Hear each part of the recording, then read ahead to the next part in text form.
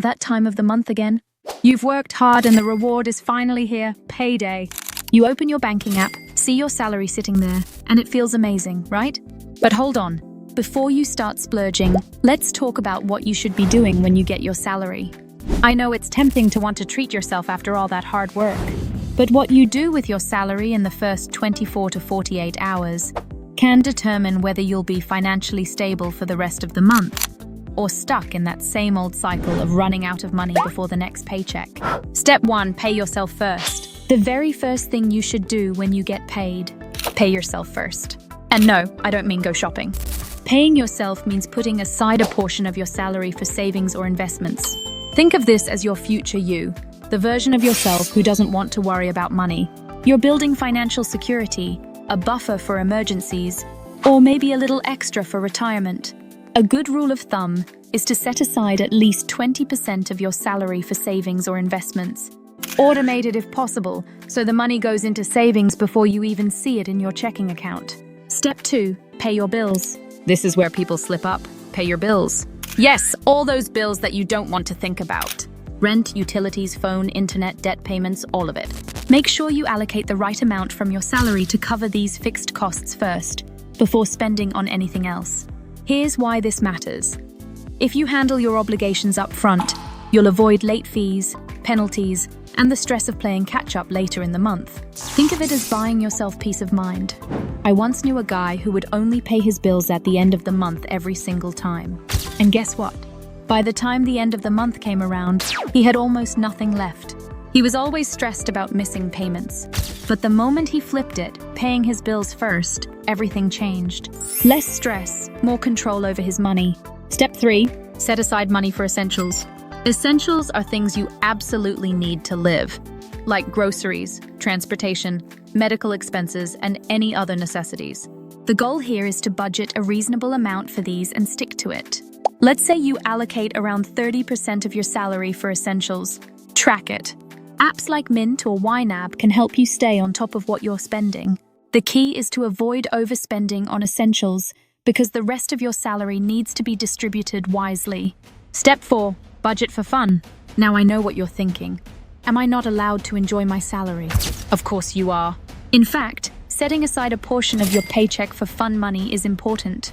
Whether that's for dining out, entertainment, or a little splurge here and there, having a dedicated budget for fun will prevent impulse spending and help you enjoy guilt-free.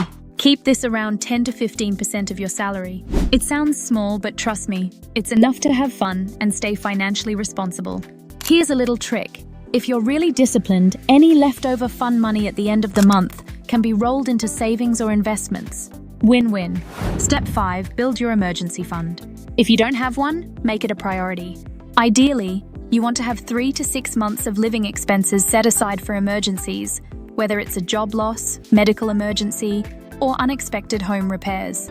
This fund isn't for vacations or new gadgets. It's your safety net.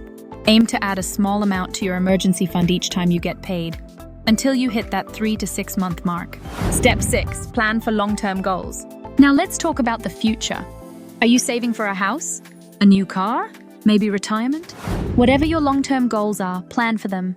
Break them down into smaller, manageable amounts and add a little toward those goals every month. It might feel slow at first, but you'd be surprised how quickly your savings grow when you're consistent. Even small amounts add up. Look, I get it. It's not easy juggling all these things, especially when payday comes around and there's that temptation to splurge. But by following these steps, you'll have a clear plan for your money, and trust me, future you will thank you for it. Step 7, review and adjust your budget. Now, this one's crucial. Review and adjust your budget regularly. Here's the thing, life isn't static. Your expenses change, your income might go up, hopefully, or unexpected costs can come up. That's why it's important to look over your budget every time you get paid and make adjustments where necessary. Maybe you spent more on transportation last month, or you have a new subscription service. Whatever it is, keeping your budget up to date ensures you stay on track. The more accurate your budget is, the more control you'll have over your money. I once had a friend who thought budgeting was a one-time thing. He made his budget at the start of the year and never looked at it again. By mid-year, he was overspending on just about everything because life happens, and he didn't adjust. Trust me, keeping your budget flexible makes a huge difference. Step 8, pay down debt. Next up is something that weighs heavy on a lot of people, paying down debt. If you're carrying credit card debt, student loans, or any other kind of debt, tackling it early in the month is key. The longer you let it sit, the more interest piles up, and that's just money slipping through your fingers. One effective strategy is the snowball method, where you pay off your smallest debts first, then roll that payment into your next biggest debt. Another popular approach is the avalanche method, where you target the debt with the highest interest rate first.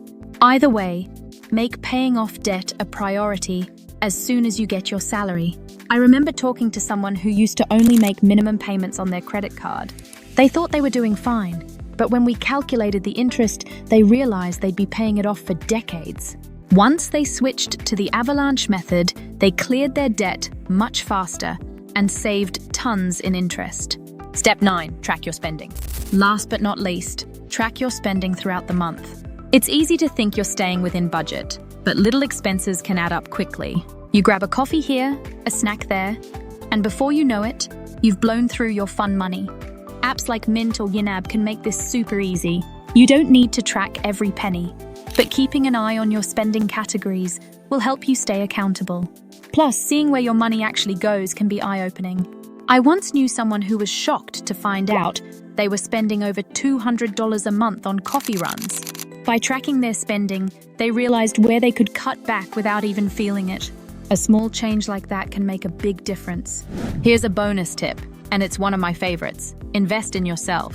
Whether it's taking a course to upgrade your skills, starting a side hustle, or investing in personal growth, this is one of the best ways to use your salary.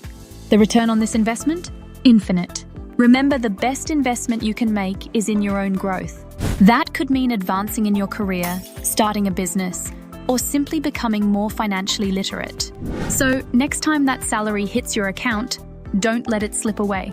Pay yourself first, cover your bills, set aside for essentials and fun, reviewing your budget, paying down debt, and tracking your spending, and most importantly, plan for the future. By following these steps, you'll not only take control of your finances, but you'll also set yourself up for long-term success. Remember, managing your money isn't just about what you do when you get paid, but how you handle it all month long. Stick with these habits, and you'll be on your way to financial freedom. If you found this video helpful, don't forget to like, subscribe, and hit that notification bell for more financial tips. See you next time, and happy payday!